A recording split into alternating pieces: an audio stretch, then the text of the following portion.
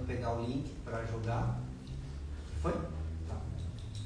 Bom, hoje explicar um pouco a relação do que nós combinamos para estar fazendo nessa live, que agora vocês vão perceber que terá live agora toda semana. Uma semana numa quarta, outra semana na quinta, quarta, quinta. Então, a semana passada tivemos na quarta, essa semana na quinta.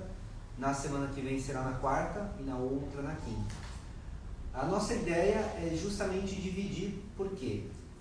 Uma, iremos fazer tanto uma live trazendo mais assuntos de esquerda, para que depois possamos fazer um desenvolvimento de esquerda. Uma outra vamos fazer mais para orixá, para irê, uma coisa mais voltada um pouco ao candomblé. Então, traremos assunto mais sobre o candomblé, para que depois também já está na mesma sintonia, no mesmo assunto, já entre neste desenvolvimento.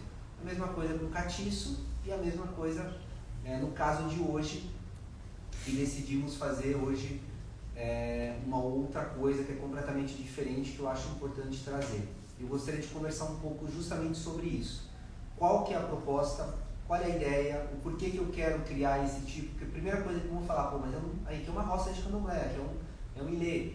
Como que vai trazer coisas além disso ou diferente? Então eu gostaria de explicar um pouco esse meu lado, de onde eu vim também, por ter um pouco de conhecimento, quem é o Bentinho, que depois ele vai vir para fazer as suas meditações, fazer as suas conversas, trazer os seus ensinamentos, fazer os seus exercícios. Então, ou seja, quem é também, até coloquei no Insta, já no Face, que já tem um livro publicado há muitos anos, eu tirei para poder fazer uma revisão.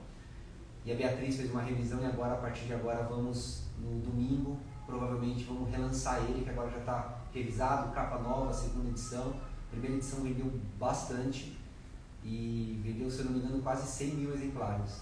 Chegou a vender, estava pela Amazon. Ele até está lá, mas você não consegue comprar mais. E aí eu peguei e tirei ele, justamente para fazer essa revisão, para melhorar, acrescentar algumas coisas, tudo, e agora vamos estar publicando novamente. Então, provavelmente a partir de domingo eu vou jogar o link, ou domingo ou segunda-feira já vou. Eu pretendo no domingo ou sábado à noite já jogar o link novo. Vou colocar em 2 ou 3, não só na Amazon, mas em outros lugares. Preço lá embaixo, a ideia não é ganhar dinheiro. Minha ideia é R$1, R$9 no máximo. Depende de algumas editoras, pede alguns valores. O objetivo é levar o máximo de informação possível. Então, eu quero trazer um pouco qual é a proposta desse tipo de reunião que a gente vai fazer dentro de uma casa de candomblé, que é completamente atípico, e quem é essa entidade, qual é esse tipo de trabalho, por que é tão importante. Eu acho que isso é necessário, porque eu vejo como um complemento. Primeiro, porque traz uma visão além, e a gente não fica tão no nosso quadradinho. Porque a primeira coisa, eu acredito que o conhecimento está em todo lugar. O conhecimento ele não é restrito. Então, se você deixa de conhecer algo, ou por um preconceito, ou por não gostar, ou por achar que não é importante, você está sendo preconceituoso e você está deixando de ter um conhecimento. Ah, não gosto de religião egípcia porque tem deuses antropomórficos. Ok, você pode não gostar, mas você vai deixar de ter um conhecimento e um culto que ali teve um conhecimento, ali teve uma história, teve algo importante. E é necessário que saiba, justamente para que você possa acrescentar e aumentar o teu conhecimento, aumentar o teu nível de informações, a tua consciência, ou seja, você se elevar a ponto de pensar também de outras formas e sair um pouco da caixinha, sair um pouco da bolha que as pessoas acabam vivendo, que muitas vezes só sabem falar daquele assunto, só sabem conversar daquilo e muitas vezes tem a necessidade de algo além. Então o primeiro ponto é justamente a gente quebrar esse preconceito de achar que dentro de uma roça de candomblé, por exemplo, a gente só tem que falar de candomblé e orixá. Não.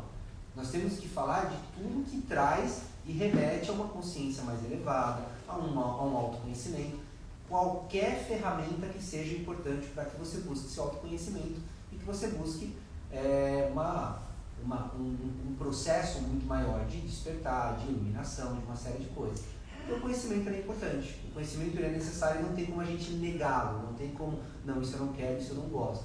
Claro, dentro da nossa proposta, que é de candomblé, de um Efon que vem para o Queto, claro, a prioridade, o carro-chefe disso será sempre o candomblé, sempre será essa ideia mais da matriz africana, embora o candomblé seja brasileiro, embora a Umbanda seja brasileiro e tal, mas ainda assim sempre trazendo todo esse conhecimento. Mas eu não vou desconsiderar e ignorar todo o resto que estamos inseridos, todos os outros conhecimentos que estão à nossa disposição. Não é porque eu só tomo água, que o dia que alguém me apresentar um suco eu não vou tomar, porque não, eu só tomo água, meu corpo só precisa de água. Não, vou experimentar, vou conhecer. Eu acho que o conhecimento, ele justamente ele é vivo e ele é importante quando você percebe que, primeiro, você é um médium. Então, se você é um médium, você é uma ferramenta em potencial. Uma faculdade mediúnica que você tem quantas que você possa desenvolver? Não somente a incorporação, mas a intuição, a clarividência, o desdobramento, a adivinhação, ou seja, uma série de outras mediunidades que você pode. O Bentinho é uma entidade que chegou no meu caminho, foi um amigo assim que apareceu no meu caminho, justamente para me trazer esses conhecimentos. Foi numa época específica da minha vida, onde eu comecei a questionar muito. Eu sempre fui muito questionador, porque eu acho que quando nós começamos a questionar alguma coisa, é porque a gente não se contenta com aquela informação que a gente tem. E talvez aonde temos aquelas informações, não basta.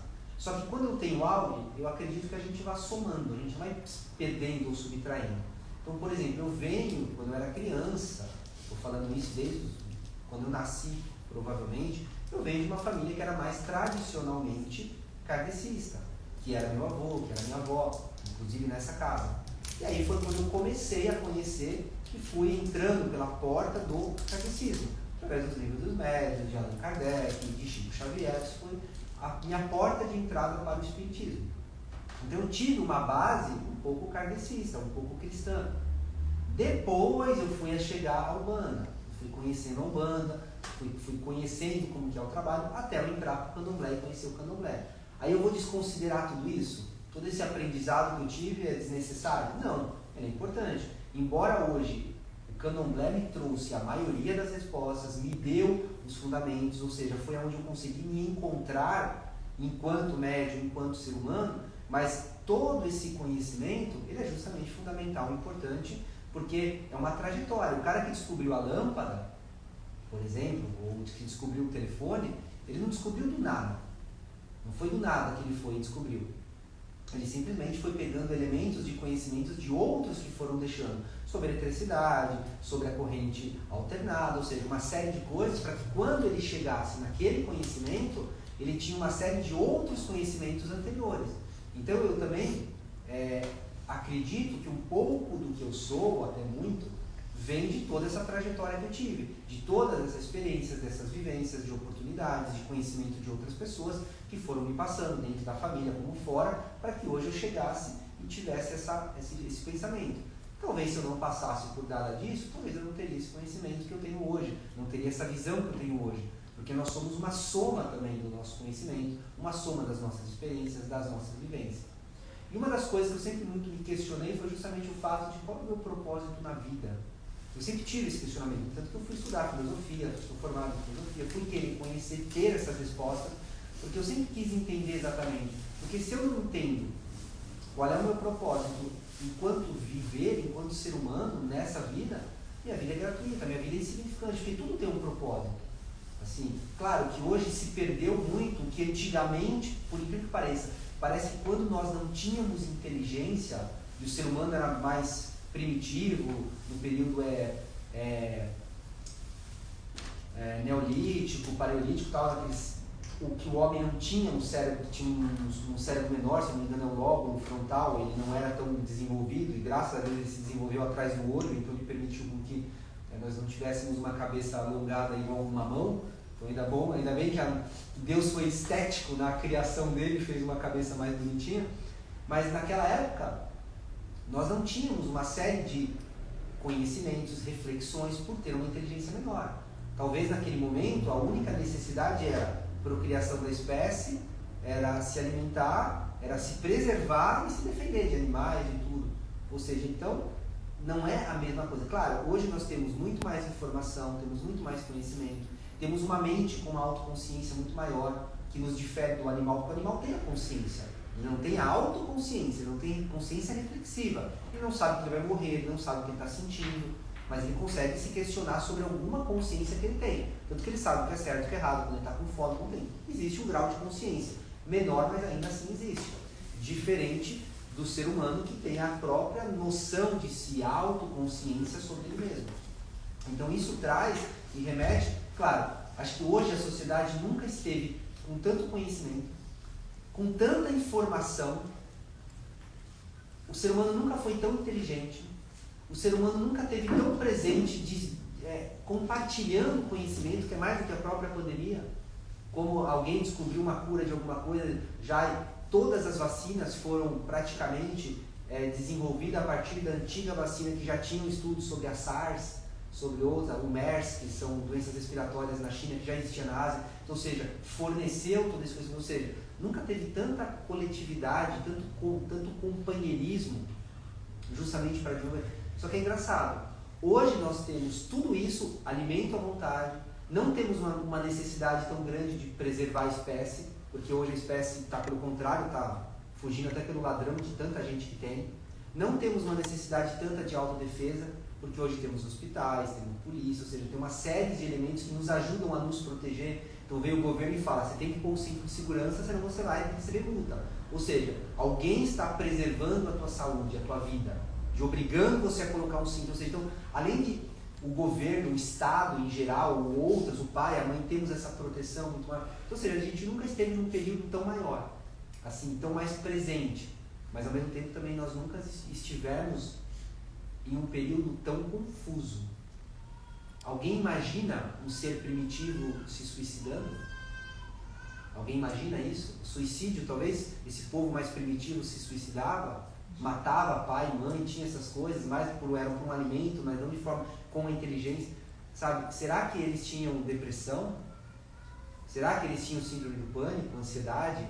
Será que eles tinham medo de se defender, subir numa árvore, pegar uma lança maior para matar? Mas será que eles tinham TDAH? Sabe? Borderline, esse monte de... Será que eles tinham tudo? Então é engraçado, porque eles eram muito mais primitivos do que nós, mas quantos sofrimentos também a inteligência hoje nos trouxe? Que chegou a provocar certos problemas mentais e emocionais que talvez antes, por ser mais primitivo, não tínhamos isso. Então, ou seja, isso já demonstra o quanto o ser humano ele se desenvolveu de fora para fora, mas não de dentro para fora. Hoje, antigamente, ele pegava para ele andar, ele ia numa biga, que é aqueles 2 cavalos que tinham, que a gente vê no filme do Gladiador. Hoje ele consegue fazer um foguete que vai à lua. Ou seja, o meio de transporte se desenvolveu, mas não necessariamente o quem pilota. Aquela mente de quem pilota, de quem está ali pilotando, talvez é uma mente tão primitiva que deseja as mesmas coisas como esse ser primitivo de 2.000 anos atrás. Por que hoje a gente tem a noção de que o mundo passa mais rápido? Todo mundo tem hoje essa sensação, né? De que tudo passa mais rápido, que tudo é muito rápido, tudo é muito veloz, tudo é muito constante. Por que a gente tem essa noção? O meu ponto de vista que eu vejo que o quê? Antigamente, a gente via que uma mudança de uma fase para outra levava muito tempo. A gente pegava, por exemplo, a década de 40 e a década de 50, é muito igual. A década de 70 e a década de 80, as mudanças eram pouco. O comportamento, os aspectos, a personalidade. Por quê? Porque o mundo ele mudava muito lentamente, porque era muito mais, me fugiu a palavra, de uma etapa para outra, parecia que era muito distante. Você pega, parece que a década de 80 inteira, sabe, parece que ela foi 10 anos e em 30. Hoje, evolução, exato. Hoje, em um ano, muda muito. É muito rápido a quantidade de informações, a quantidade de mudança em 2 anos. Coisa que antes era 10, 20 anos para ter uma mudança de comportamento, uma mudança de personalidade, uma mudança até de postura. As posturas que as pessoas tinham na década de 70 e de 60 é semelhante, a de 80, de 90 começou a quebrar um pouco mais, aí de 2000 já mudou e aí começou. Então, eu acho que nós temos essa impressão de que tudo passa muito mais rápido, justamente pelo fato de que antigamente o posicionamento, a postura, as atitudes e a própria fase era mais lenta. As coisas eram mais lentas mesmo. Justamente por quê? Porque demorava uma transição para outra. Hoje você sai do mundo, vai numa pandemia, fica em casa 1 ano. Quando você sai, o mundo é outro. Já mudou tudo. A internet revolucionou isso. criaram coisas novas, é aplicativo nisso, é aplicativo naquilo, ou seja, é comunicação, é a comunicação entre pessoas de vários países e foi gerando, aí o que tinha numa cultura lá já trouxe para cá, que já fez. Então, ou seja, é muito estático, muda o tempo todo. Aquela estabilidade fechada, estática, não existe mais. Então, por isso que eu acho que hoje temos essa sensação de que tudo muda. De que, nossa, hoje é muito rápido, hoje é muito rápido. Claro, porque se você olhar você de 2 anos atrás, já não é a mesma de hoje. O quanto você mudou, o quanto você... Diferente, antigamente até as roupas, né? Eram as mesmas, do mesmo jeito, os cortes de cabelo, tudo. Hoje é tudo diferente, é tudo... Então dá uma sensação de mudança constante. E aí, por conta de todo esse processo, eu buscando esse autoconhecimento, buscando essa informação, querendo conhecer mais o meu propósito de vida, para que a minha vida ela não fosse apenas uma consequência. Hoje a gente olha, as pessoas elas são massificadas. Entra, quer ver? Entra num shopping. Aquela loja mais lotada é a que todo mundo entra.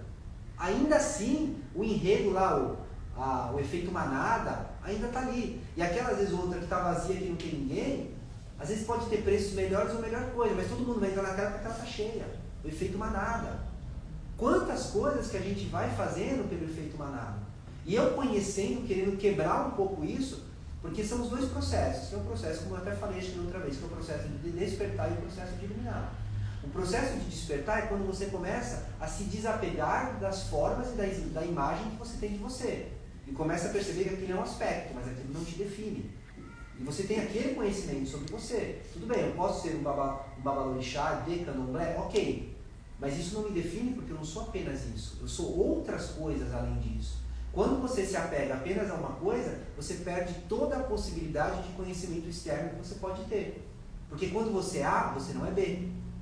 E você começa a perder essa oportunidade que a vida quer te trazer em conhecimento. Então, o primeiro processo para você não se massificar e seguir a massa é entender o seu propósito.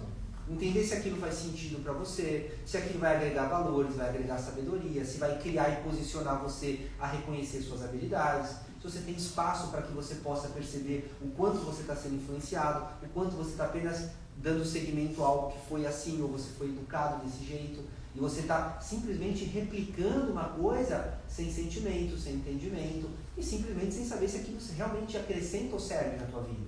E aí dentro dessa situação eu comecei a buscar isso, e reconhecer que o processo de iluminação ele se dá após esse despertar. Não que eu sou um ser iluminado, não é essa. Enquanto muito uma testa oleosa a gente tem, mas não necessariamente um ser iluminado. Mas o processo de iluminação é quando você começa a reconhecer quem você é enquanto essência, quem você é enquanto consciência buscadora. Mas você só consegue reconhecer quando você perde essa capa, essa roupa que você está vestido, que você está inserido acreditando que isso é o que você é.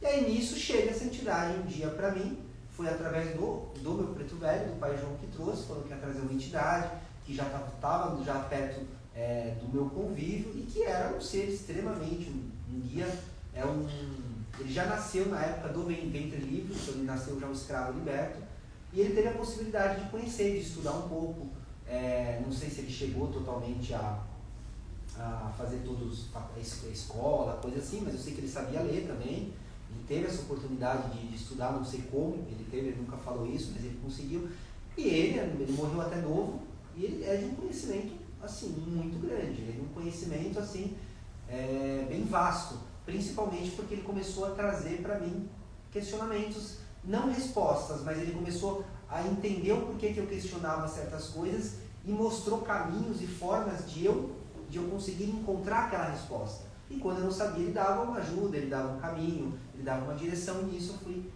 estreitando laços com ele.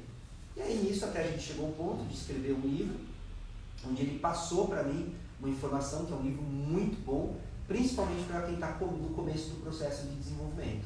Que é um livro, tem, se eu não me engano, acho que são 416 páginas, que é a história, resumindo a história de um menino, que ele é de Paraty, lá do Rio de Janeiro, e ele começa a desenvolver a mediunidade, vive numa família totalmente católica, tradicional, numa sociedade muito, tradicionalzinha, e ele não sabe o que está acontecendo, e ele começa a perceber que alguma coisa está acontecendo de estranhamento com ele está estranho com algumas coisas que está surgindo, está percebendo, Ele está vendo pessoas que já desencarnaram, coisas, e não sabe nada, não tem conhecimento de nada, e ele começa a buscar essa informação.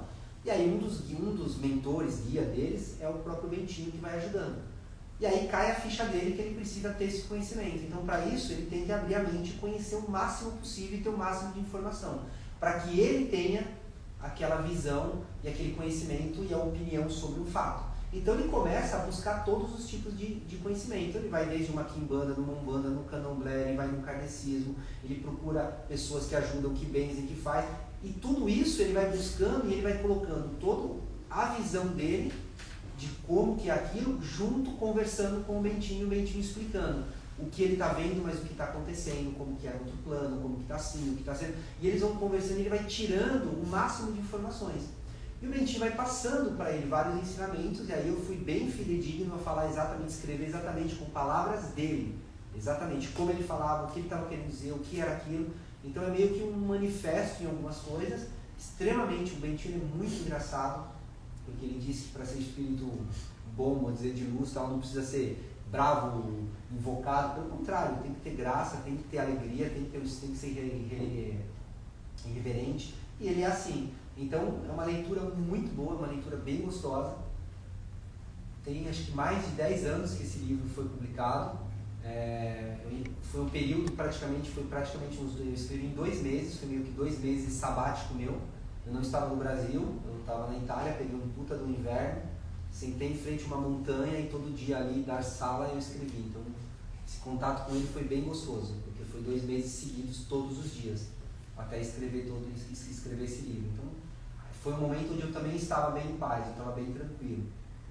E consegui ter essa... Consegui não, praticamente tem essa obra aí que é todo o mérito dele.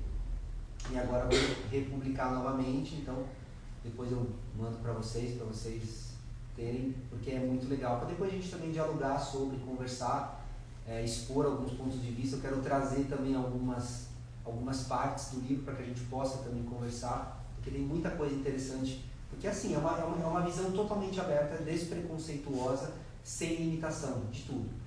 De todas as religiões, de todos os lugares que ele foi conhecer. E aí, ao mesmo tempo, mostra o preconceito da cidade, o preconceito do padre, da mãe dele, da família dele, ou seja, ele tentando entender, e se vendo sozinho. Então vale a pena, é bem interessante. Bom, esse é mais um apanhado um pouco sobre quem é essa entidade. Então, já me pediram se eu vou deixar live para ele vir fazer, não. Tá? Quem quiser vir, pode vir, mas é presencial. Tá? Eu não sou muito adepto de fazer live com espírito ou de gira, esse tipo de coisa. Eu acho que isso é uma coisa mais reservada, porque tem um contexto, tem um sentimento, tem uma energia, uma egrégora que se envolve. Então eu não sou tão adepto disso. Mas todos estão convidados. Quem quiser participar, eu vou avisar os dias, que mais tarde, quem quiser dar tempo ainda. Quem mora pertinho, quiser chegar daqui às 8h30, mais ou menos às 8h30, Bentinho está aqui para conversar, para fazer esses exercícios. Porque uma das coisas que ele faz é isso. Ele traz vários tipos de exercícios para que você comece a conhecer mais também sobre a sua mediunidade.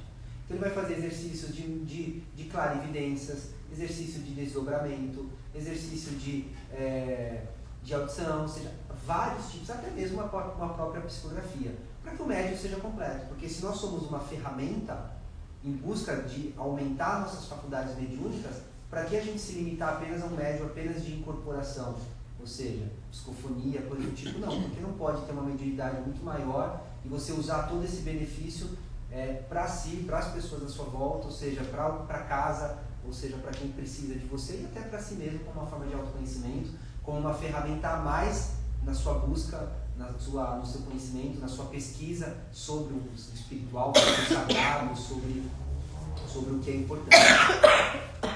Então é muito bacana essa oportunidade que eu tive, e assim, eu criei um vínculo com ele muito bom. É uma das entidades que eu mais tenho admiração. Só para vocês terem ideia, eu tenho mais de 300 palestras dele já escritas, que ele foi me passando ao longo do tempo, que eu sentava e escrevia, de todos os assuntos possíveis. Desde que você pode imaginar, tem alguma coisa falando sobre aquilo. assim, de tanto conhecimento que ele tem. Tanto que eu brinco que uma das coisas que o Bentinho fez na minha vida foi me reeducar. Ele me alfabetizou dentro do mundo espiritual. Porque eu percebi que muita informação que eu tinha era extremamente equivocada diante do que realmente é por trás. Então ele trouxe uma visão completamente diferente, desde morte, de suicídio, de bioenergia, de chakra, de autoconhecimento, de evolução, de Deus, de conceitos como gratidão, como generosidade, como caridade, como fraternidade. Então ele me trouxe muito essa visão um pouco diferenciada. Os filhos mais antigos conhecem ele, já participaram muito, que antigamente eu fazia bastante essas reuniões, porque ele vinha sempre para trazer essa informação, para questionar você a si mesmo, porque muitas vezes uma das coisas que ele me ensinou ao longo da vida é que muitas vezes uma das limitações no médium é medo, é ansiedade, é insegurança, é falta de autoconfiança, de autoconhecimento. E essas limitações, muitas vezes, impedem com que você seja um médium melhor. Essa insegurança, muitas vezes, que você acaba tendo, essa ansiedade que você acaba tendo, muitas vezes, ela justamente te afasta do potencial que você tem para desempenhar. O que é a própria crise da ansiedade, que eu vou te falar? A crise da ansiedade e o medo. O medo é uma coisa que você tem medo de alguma coisa, tem medo de barata, você tem medo, ou seja, conhecido. A ansiedade é um medo. Igual, só que você não sabe o que é. É um medo enrustido. Então, vai mexer, vai dar crise de ansiedade, a dopamina vai estourar no teu corpo, é a mesma sensação. Os efeitos no corpo é exatamente igual ao do medo. Quando uma pessoa sente um medo, quais são as reações? Mesma. Uns desmaiam, outros se sentem mal, a pressão cai, a temperatura, uma série de coisas. Ansiedade é igual, porque é um medo, só que é um medo velado. Você não sabe do que você está com medo, você não consegue reconhecer do que é aquele medo que você está. Então, é uma crise de ansiedade, é uma crise de medo. E isso, muitas vezes, é uma das coisas que mais prejudica o médium.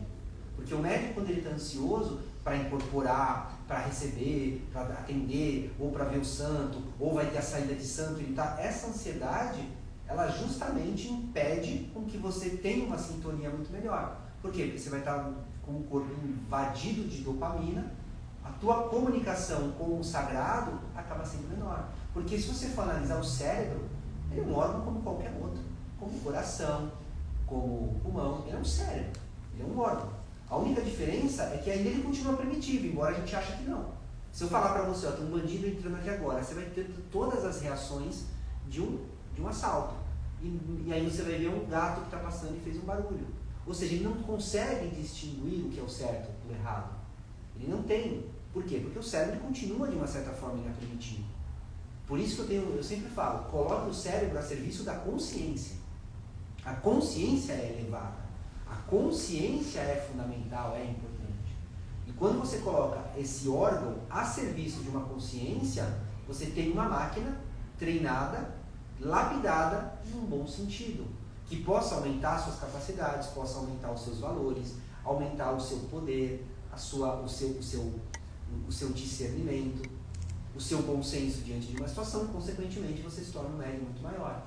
E muito melhor, porque as limitações que você cria, que são na maioria das vezes emocionais, são as suas maiores limitações.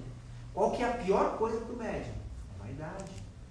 O médium vaidoso, orgulhoso, ele perde total condição de ser exatamente aquilo que ele é, porque ele quer florear algo que já é belo por natureza. Só que dentro da visão dele, ele está floreando, só que diante da visão espiritual, ele está abafando, ele está escondendo. Porque acaba se tornando uma vaidade, um orgulho tão grande em cima daquilo, que isso acaba prejudicando ele enquanto manifestação. No entanto, que se você perceber, eu sempre faço essa brincadeira, eu desafio alguém a falar um problema que a pessoa tenha na vida que não tenha por trás um egoísmo. Todos os problemas na vida têm por trás o egoísmo, ou escondido, alguns mais amostras, mas sempre está o egoísmo por trás. Qualquer situação, se você está sofrendo, é porque a tua dor é a maior do outro, sabe? A depressão porque a sua dor é a maior de todas, então ninguém sofre tanto quanto eu. A bondade, porque muitas vezes essa bondade é um egoísmo, porque você quer se sentir bem ou você quer ajudar. Tudo, qualquer coisa, o ódio, os ciúmes, até o próprio amor, tudo por trás sempre existe. Claro, as debilidades muito maiores do que as próprias qualidades, mas em alguns momentos a qualidade, sim, também tem um egoísmo às vezes por trás. E não está implícito, está mais inconsciente, mas também ainda existe. E uma das coisas que eu vejo dentro da mediunidade, que a maior barreira para que o médium se desenvolva é a vaidade e o orgulho, é o egoísmo. É acreditar que a entidade dele é melhor, que só a entidade dele faz e acontece, que só o que ele vê, só ele enxerga, só ele tem, que o dele é o mais sagrado. E não. Uma das coisas que eu vejo é que aquelas pessoas que estão lá em cima e tem tudo na vida, e aquelas pessoas que estão lá embaixo e não tem nada, não é porque elas têm um Deus melhor, porque elas sabem fazer melhor oferenda, ou porque elas têm... Não. Primeiro é porque elas têm uma cabeça melhor. Elas sabem lidar com elas em momentos de crise. Elas sabem dar o seu melhor quando o que a vida está trazendo para ela é o pior. E ela consegue dar aquele seu melhor ali. E aí ela consegue reconhecer quais são as capacidades. Claro, uma das coisas que eu mais vejo são ibás e filhos que são sombras, muitas vezes. Claro, aqui não tem isso, mas assim, eu vejo muito por aí. As pessoas, elas acreditam que você ter uma coisa, você só frequentar um lugar, ter um ibá, ter um ferro, ter alguma coisa, ter isso. Mas não traz para a vida essa mudança, não utiliza isso e não veja como isso sendo parte da tua vida, onde você precisa. Que é uma das perguntas que me fizeram. Qual que é o fundamento de você ter um ibá, de você ter alguma coisa? É o orixá que está ali? Claro que não. Primeiro porque o orixá está dentro da gente. Uma das coisas que eu sempre aprendi é, o orixá, o catiço, seja o que for, o que é sagrado, nunca vem de fora para dentro. É de dentro para fora. Quando você estiver na gira ou em desenvolvimento ou algum toque, não fique esperando alguma coisa vir de fora e te pegar e tirar sua consciência. Comecem a fazer o contrário. Comecem a perceber que existe alguma coisa interna e que está crescendo. Comece a perceber que existe alguma coisa já em combustão dentro do teu peito que já começa a agitar, a gerar um atrito. E você vai sentindo que isso vai se aumentando, isso vai crescendo. Quando chega num ápice, num momento intenso essa vibração, é quando o orixá, o santo, o catiço, ele acaba pegando. Comecem a fazer diferente. A maioria fica ali e fica esperando alguma coisa, parece que vai vir de fora, vai montar em cima, que é o nome que se diz o cavalo, vai vir, vai sentar em cima do pescoço, pegar e vai. Não, fazem o contrário. Comecem a imaginar de dentro. De dentro crescendo, como se fosse uma fogueira, que vai crescendo e quando estoura, é de dentro que sai. Esse é o primeiro ponto que vocês vão perceber já uma mudança. Vocês vão perceber que aquilo que existe está em vocês. Ah, então por que eu faço um fundamento, eu faço um ibá, por que eu faço? É como se fosse um contato direto com aquilo, mais presente. São elementos daquele, é uma alquimia, são elementos daquele orixá que você acaba trazendo, que tem ligações com você, com o orixá, que são frequências paralelas, são frequências similares, que faz com que entre em sintonia. Então é a mesma coisa, se de repente você quer, a Ana está aqui na frente, ela quer lembrar da mãe dela, ela pega e lembra da mãe dela, ela fecha o olho, imagina a mãe dela, ela vai lembrar. Mas imagina se ela tem uma foto da mãe, ela tem uma blusa usada pela mãe, pelo cheiro da mãe, onde ela consegue cheirar e sentir o perfume da mãe, ela está olhando para a mãe vendo a foto, ela está vendo uma coisa que a mãe escreveu com o próprio punho lá, uma receita de bolo, alguma coisa, ela está vendo a letra da mãe. Qual é a chance dela lembrar dessa mãe muito mais rápido e muito mais intensa do que ela lembrar sem estímulo algum? Claro que ela sentindo o cheiro, a memória olfativa, ela pegando na blusa da mãe, que tem energia da mãe, ela vendo a foto, ou seja, é muito mais rápido ela já se ligar com a mãe e estar numa sintonia do que ela simplesmente fechando o olho. Então eu sempre brinco que, de certa forma, o fundamento é uma coisa que o orixá deixou para trás aqui nesse mundo. Então aquela erva, aquela pedra, aquele fuxico, aquele fundamento, é algo que ele foi para o Orum, mas ele deixou aqui nesse mundo, que são quebra-cabeças, são partes dele, que você junta tudo aquilo e você consegue igual cheirar essa roupa e sentir o perfume, e conseguir se ligar e fazer um contato muito mais rápido e direto. É assim que eu vejo. É o meu ponto de vista, é uma forma que eu encontrei de entender essa relação entre o orixá, o seu fundamento, que ele coloca ali um pouco daqueles elementos, ou seja, ele traz algo divino para acrescentar, e aquele, através de fuxicos, através de rezas, através de uriquis, através de adurá, de badurás, e N coisas que eu vou colocando, que eu vou utilizando, para que justamente eu consiga, naquele momento, criar esse vínculo muito mais forte. Eu vi esses dias, até acho que foi para a Ana que eu mandei, que eu vi esses dias, uma coisa bem curiosa, que é, como chama aquele negócio que bate e sai o som, que o pessoal usa meio que dá o tom musical, diazapam, exatamente. Não sei se vocês já viram isso. Eu posso até depois pegar esse link e jogar no meu Instagram para vocês olharem. Tem vários diazapam que tem disso e eles têm vários frequência. Então eles pegam um que está na frequência 3. Não sei se vocês já viram isso. Aí ele pega outro com a frequência 4. Ele bate esse continua parado. Ele bate esse, continua parado. Aí ele pega um 4 e um 6. Bate, fica parado. Aí ele pega um na frequência 4 e outro na mesma frequência, que o outro tem o mesmo, que vai emitir a mesma onda, 4. Ele bate esse começa a vibrar e começa a soar.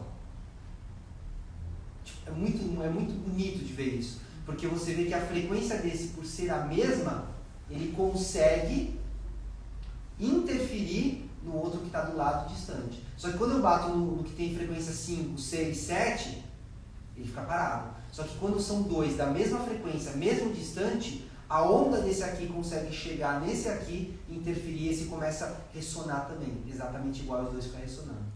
Então eu penso que o orixá é isso. Nós temos uma frequência que é igual ao do nosso orixá, por isso que somos filhos de determinado orixá. Porque é esta frequência que está no nosso ori. E quando o orixá ele vibra, se nós estivermos nesta frequência, nosso ori vai vibrar nessa mesma frequência. Por isso que no candomblé é comum você virar, você bolar no teu orixá e não em outro. Porque a tua frequência é 4. O outro orixá é a frequência 5. Você pode até bolar, mas é uma estação fora do ar, vai ter um pouco de chiado. Porque não é a mesma frequência.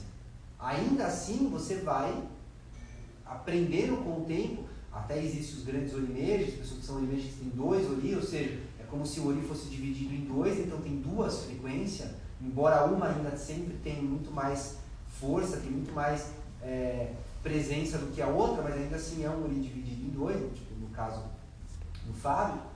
Então, isso é muito interessante. Eu vou ver se eu pego esse vídeo e eu vou pôr no meu stories depois, vocês vão ver que legal. Então isso já mostra o quanto é importante nós estarmos com uma sintonia boa também, para que a gente possa atrair esse tipo de sintonia. Porque tudo, e às vezes é uma coisa que você faz que é errado. Quer ver uma coisa que eu acho curioso?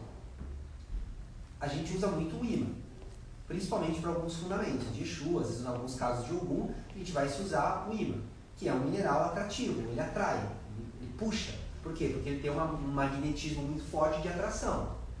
Aí você vê aquelas pessoas que tem o imã na geladeira e prende ali as contas.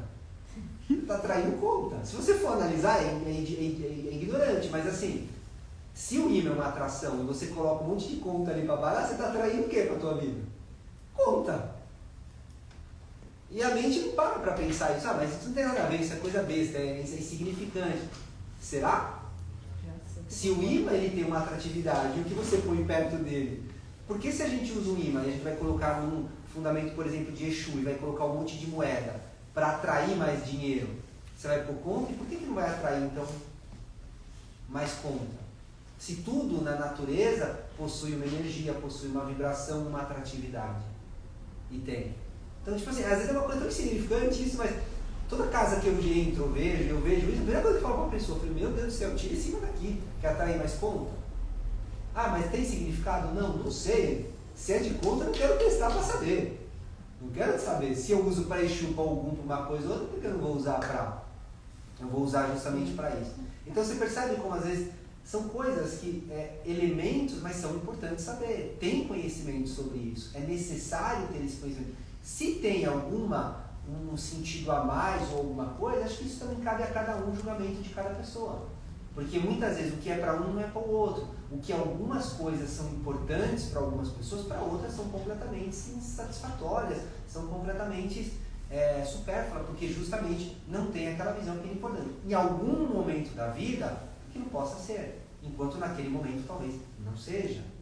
Então o importante é, primeiro ponto, perceber que o mundo está em constante mudança, ele está em constante transformação. Só que, claro, olhar para trás para ter um conhecimento e uma base de um entendimento de qual é esse processo e como esse processo está chegando sem ignorar o que chegou lá atrás. Porque do mesmo jeito que eu falo, não, nós temos que honrar as tradições do candomblé. Temos que honrar os que os mais velhos nos ensinaram, que os mais velhos nos deixaram, muitos foram embora e não levaram, ainda não deixaram muitas coisas, mas assim, temos que honrar toda essa tradição que nos foi deixada. Hoje a gente vê candomblé, que vem até o pai Agenor, o grande pai de santo, que era filho de Ossan, trouxe essa visão de que não se usa mais o corte e aboliu o sacrifício. Como? Se somos de uma religião tribal, como que há 10 mil anos existe essa forma de culto, agora vem alguém e fala, não pode. Pô, então estava 10 anos errado. Então, quer dizer, tem coisas que eu acho que são mudanças que são essenciais. É a mesma coisa virar para você, a partir de agora, então você não pode mais comer. Você não pode mais se alimentar, você vai se alimentar de luz e de ar. Ou vamos criar uma pílula que vai dar todas as vitaminas para você possível. Não, meu filho, eu quero comer uma picanha, eu quero comer uma salada, eu quero comer uma fruta, um chocolate, eu quero comer as coisas. Por que eu vou comer só essa pílula então? Não, tem coisas que não vão deixar. Tem coisas que vão permanecer. Porque é a tradição, é o respeitar a tradição. Se nós viemos de uma religião tribal, onde os ritos tribais eram muito fortes, eu vou honrar os meus ancestrais justamente com aquilo que foi deixado, aquilo que foi ensinado. Aí eu vou lá e falo, não, então a partir de agora eu não vou mais honrar os meus ancestrais dessa vida que me trouxeram a visão do kardecismo, a visão, a Umbanda que eu comecei, não, isso eu não vou mais. Como que eu vou honrar ou respeitar o que um mais velho do candomblé me deixou, um avô de santo, um pai de santo deixou, e não vou honrar o que um avô meu, materno, não me ensinou, me deixou, uma avó, ou quem quer que seja? É uma incoerência, uma discrepância. Porque se eu participei por aquilo, em algum momento a vida me colocou naquela situação, onde eu era criança e tive que viver aquilo, porque aquilo era importante para mim, era fundamental para mim aquele conhecimento, aquela passagem, aquela vivência, para que hoje eu tivesse a cabeça que eu tenho, para que hoje eu seja quem eu sou, porque aquilo foi etapas da minha vida, foram momentos da minha vida que me trouxeram aonde eu estou hoje. Então olha como as pessoas elas são incoerentes a ponto de falar que eu preciso muitas vezes, como eu já ouvi isso, não, você precisa respeitar os mais velhos do candomblé, que falaram, mas os outros não. Peraí, olha o preconceito, porque agora são 2 pesos, 2 medidas, como assim? Então já nasce o preconceito em cima dentro de uma própria religião que tem como objetivo bater o preconceito, porque nós nascemos de uma resistência. O candomblé nasce de uma resistência. O carnaval, principalmente os blocos de rua, nasce de uma resistência. Então, quantas coisas hoje existem, porque centenas de outros lá atrás lutaram, brigaram, falaram não, bateram o pé, morreram, deram sangue, deram vida, deram seu sacrifício, para que hoje a gente pudesse estar aqui abertamente falando numa internet sobre algo que há muito tempo atrás era preciso ir na polícia conseguir uma autorização para eu poder profetizar a minha fé. E hoje eu posso profetizar a minha fé do jeito que eu quero, da forma que eu posso, claro, respeitando as leis, respeitando, claro, toda um pacto que existe entre a sociedade e tudo. Então, claro, tem muitas mudanças, claro, mas tem entendimentos que temos que ter justamente para evitarmos também problemas futuros, entende? Então, bom, inicialmente falei um monte de coisas além, outras coisas a mais, justamente para trazer esse pensamento para que vocês conheçam quem é essa entidade, que também um dos objetivos dessa entidade é justamente trazer essas informações a mais, para você conhecer mais sobre a tua energia, você conhecer mais sobre a sua intuição. O objetivo é aumentar a tua intuição para que você também tenha intuição e não dependa apenas de um catiço quando está fazendo alguma coisa, não, que você consiga pôr a mão em alguma situação, perceber, ter informações sobre aquilo, ou seja, conseguir tirar o máximo de conhecimento sobre aquela situação e a partir dali você consiga reconhecer algumas coisas, ver outras, sentir outras, descobrir outras, onde sem fica aquele médium viciado, não, vou lá, recebo, fecho o olho, a entidade pega, faz do jeito que quer, como quer, acabou e resolve. Não. O conhecimento é importante. O seu conhecimento é importante, que se você está ali, tem a necessidade que você aprenda sobre aquilo, que você conheça sobre aquilo, que aquele conhecimento vá de alguma forma somar na tua vida e você possa ter o máximo de informações sobre tudo. É a mesma coisa você tentar escrever um texto se você só aprendeu as vogais, não aprendeu as consoantes. Você vai ser limitado.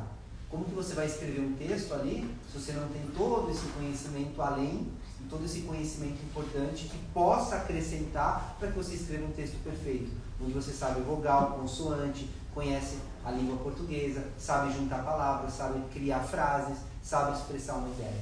E eu vejo como a espiritualidade é muito maior do que a gente imagina.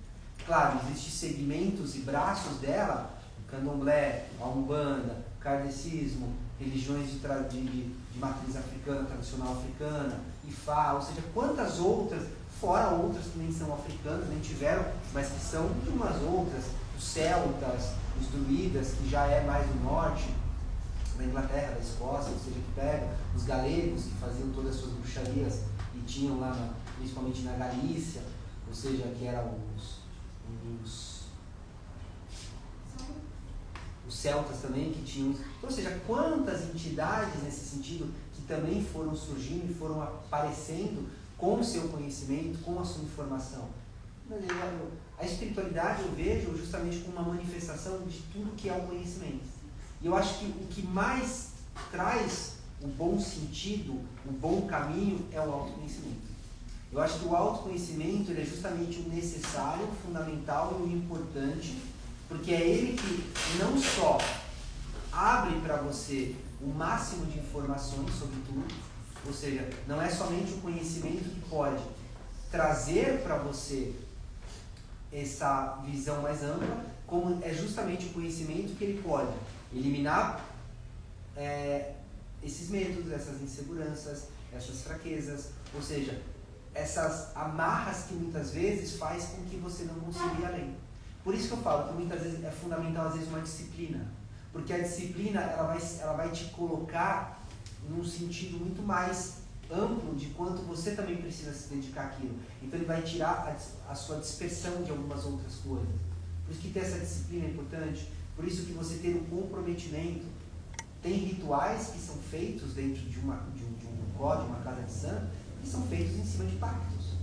O que é um pacto? O pacto é um contrato que você faz. É um contrato que você faz com uma entidade, com um catiço, com um orixá especificamente, no caso do candomblé, no entanto que não existe, quem conhece existe a própria Iami, por exemplo. Iami não são feitas iniciações, Iami são feitos pactos com ela. Não são pactos onde são feitos, então vou fazer um pacto, as pessoas sempre já imaginam fazer um pacto com o diabo, porque eu vou conseguir aquilo, vou ter aquilo, e não. O pacto é um contrato onde você faz, onde você se compromete a algumas coisas e a própria entidade também se compromete a outras. Mas não é um pacto de vai te dar coisas materiais, porque se você utiliza o sagrado simplesmente para alcançar e ter benefícios materiais, você está usando o sagrado por um fim mesquinho, por um fim extremamente egoísta. A natureza não vai te carimbar e falar vou junto, porque você vai estar usando um conhecimento enorme, uma informação enorme, simplesmente para um objetivo extremamente mesquinho e pequeno. É a mesma coisa, você, por exemplo, se abriria para uma pessoa que poderia usar aquilo que você falou contra você ou para tirar vantagem? Jamais. A natureza é igual.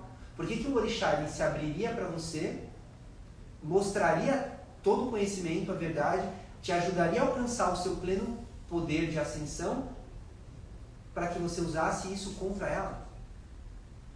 Ou seja, a natureza ela te dá o conhecimento para que você use esse conhecimento contra ela, porque você vai tirar vantagem de alguém, você vai prejudicar alguém, você vai querer ganhar alguma coisinha nas custas de alguém. Ou seja, para que ela vai se abrir para você? O porquê que ela vai estar extremamente vulnerável a ponto de oferecer o máximo de informações e conhecimento, sabendo que você pode ser um inimigo dela? Não vai.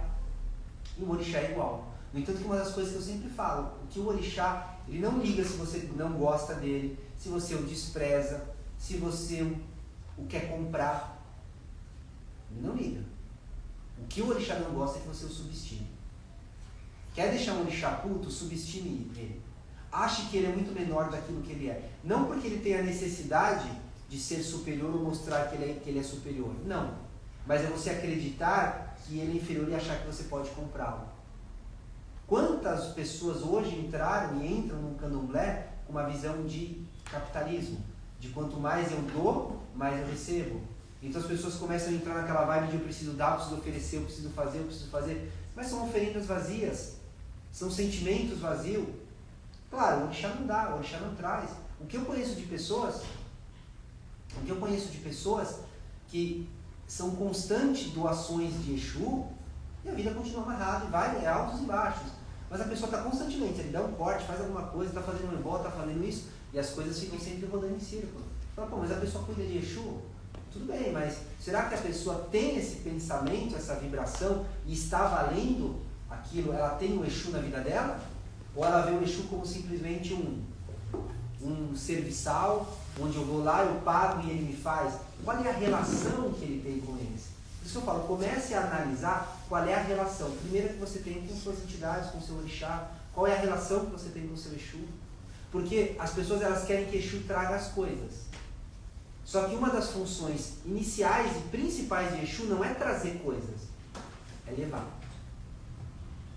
Você só agrada a Exu, Alaxé, Getruá, para trazer um axé, depois que antes você tirou um ebó e entregou Exu a Eliru, a Exu Elebó, que é o portador do carrego, do agé, do ebó, que levou embora o carrego.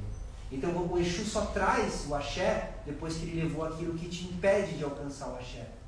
E quantas pessoas hoje estão dispostas a abrir mão e tirar algo que está lhe fazendo mal na vida? Você quer que o Exu traz o que é bom, mas você está disposta a abrir mão daquilo que te faz mal? Daquilo que te mantém mesquinha, daquilo que te cria problemas emocionais, problemas espirituais, problemas físicos, que está somatizando já no corpo através de uma doença, criando no teu corpo já alguma debilidade e o teu corpo está reagindo com uma dor, com um sofrimento, como um motivo de crescimento, de expansão, para que você olhe e elimine aquilo. Porque quando vem para o corpo, é que o corpo quer expurgar, o corpo quer jogar para fora, o corpo quer tirar aquilo da tua vida. Por isso que vem para o corpo. Porque já alcançou uma manifestação tão grande no espiritual que não cabe mais. Então tem que vir para o corpo para ser expelido, para ser jogado. Então eu sempre vejo as pessoas mais preocupadas em pedir Exu para que traga. Mas se você não tira o que é ruim, ele vai trazer o quê? Como que você vai pôr um perfume em cima de uma roupa suada, velha, sem você ter tomado banho? Como? Vai continuar, aquele cheiro ruim vai ficar em cima. Então fiquem atentos a pedir inicialmente a Exu que quebre os seus obstáculos, que tire aquilo que muitas vezes te impede a conquistar. Porque também de quem é o mérito você pedir a Exu uma coisa que você tem capacidade de fazer? E às vezes o que você está restrito na sua vida, que você está limitado, às vezes não é nenhuma imposição espiritual. Às vezes é um medo de uma situação que você criou, uma barreira, uma resistência. Às vezes é algo que você realmente não quer tirar aquilo daquele seu caminho, você está naquele momento com aquela ideia, aquilo, e você acha que aquilo é para você e você está acomodado naquilo, ou você está preso naquilo e você não consegue se desvencilhar. Como que Exu vem trazer algo? Aí o Exu vem para você, enfiar o dedo na tua cara, por exemplo, se você vem num dia de toque e vem um catiço de Exu e fala para você, vai enfiar o dedo na tua cara e vai falar, ó, eu posso te ajudar, eu posso trazer, mas tem que fazer por você, você tem que fazer a sua parte. Como que eu vou fazer algo se você não faz por você?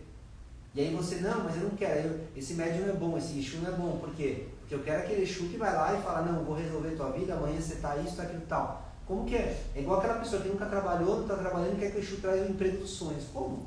Você já não começou lá atrás, dar os seus engatinhar para alcançar, para fazer, estudar, forçar, para que consiga alguma coisa. É um conjunto. Faça a sua parte que o Exu faz a dele. O orixá faz a dele. Porque o portador do axé é Exu. Só que só existem duas entidades, por exemplo, no mundo, responsáveis por tirar o ejó, por tirar o carrego da nossa vida. É Exu e Ami. O orixá não tira carrego. O orixá não tira a Diogun, que é o Arum, por exemplo, que é a doença, Iku, que é a morte. Ou seja, os Adioguns, que são esses, a perda, a falta, o roubo, a loucura, ou seja, todas essas atrocidades e maldades que foram criadas no mundo e foram impostas, quem tira e afasta isso do nosso caminho é Exu e Yumi. Orixá não tira. Orixá é simplesmente o portador do axé. Mas o transportador desse axé é Exu e Yumi. E eles são os responsáveis também por tirar esses problemas, por tirar esses traumas, por tirar esse Sadyogum. Então, você começa a entender toda essa relação do quanto o Exu ele é muito mais importante nesse caso do que a gente imagina. Porque ele é um movimento. Ele é o que faz a máquina girar. Ele é o que dá segmento às coisas. É o que faz o motor funcionar. Então, por isso é importante esse cuidado, esse entendimento. Tanto com o Exu, claro. A gente fala um pouco mais de Exu porque é o que as pessoas sempre têm mais essa relação. Ou seja, porque é o mais presente, é o que são muitas vezes os nossos ancestrais mais próximos também. Então, por isso é sempre bom, sempre gosto de dar uma cutucadinha, às vezes trazer uma palhinha sobre alguma coisa de Exu, alguma coisa um pouco. Porque Exu tem quantos nomes tem? Sabe? Exu Onopá, sabe? Exu Anã, Exu Ina, Odara, sabe? Bareleketu. Quantos nomes de Exu são possíveis aí que tem? Exu Alê, Exu Bona, que são Exus importantes, que está inserido na nossa religião, está inserido a trazer um conhecimento com uma função determinada. E quando você entende essa função, você começa a perceber que todos têm a sua função. Aí a gente volta naquele ditado lá atrás, qual é a sua? Se quando você vai pedir axé a Exu, você pede a Exu a axé, para que ele traga o axé a você, porque você sabe que uma das funcionalidades desse Exu é axé, o portador do axé, e a sua. Sabe? Qual que é a tua função? Qual que é o teu propósito? Se nada na vida é criado sem propósito. Claro, muitos propósitos são através de pequenos projetos que no dia a dia você vai criando, você vai desenvolvendo, você vai aprendendo. Mas quais são os seus projetos? Aonde faz sentido a tua vida? Aonde naquele momento você se reconhece como você está o máximo possível nudo naquele momento e não está sendo uma massificação, não está sendo apenas uma resposta e uma reação das suas vivências, do que você aprendeu, do que impuseram para você, do que foi imposto, do que foi colocado e você teve que fazer dessa forma ou outra. Só que quando você percebe isso, no exato momento que você está em processo, no exato momento em que você está em vivência, que você está em experiência. E é nisso que você vai reconhecendo e cada vez você vai abrindo uma porta mais nessa sua pesquisa, nessa sua informação sobre como ser realmente um Lesse Orixá, como se tornar, sair de ser um Orixá e se tornar um Lesse Orixá, ser um Orixá em manifestação. Porque se o Orixá vive em você, ele não vive apenas quando ele se manifesta, ele vive a todo tempo. O que é, por exemplo, o ritual do Itá que é feito? É a morte. Naquele exato momento você morreu. Por quê? Porque um novo nome vai ser dado a você. Por isso que tem as 7 saídas de Prefurede branco. Por quê? Porque você está nascendo de novo, você está renascendo. Oxalá é o responsável pela criação. Oxalá de Alá, que faz o barro, o Iemanjá Ori, que vai criar o seu Ori, vai fazer toda a criação. Então você está renascendo. Aqueles costumes, aqueles posicionamentos, aqueles preconceitos. Como que você vem me falar aqui que você quer ser uma nova pessoa da nova era, com preconceitos lá de trás, pensamentos antigos, antiquados, arcaicos, vivendo, sabe?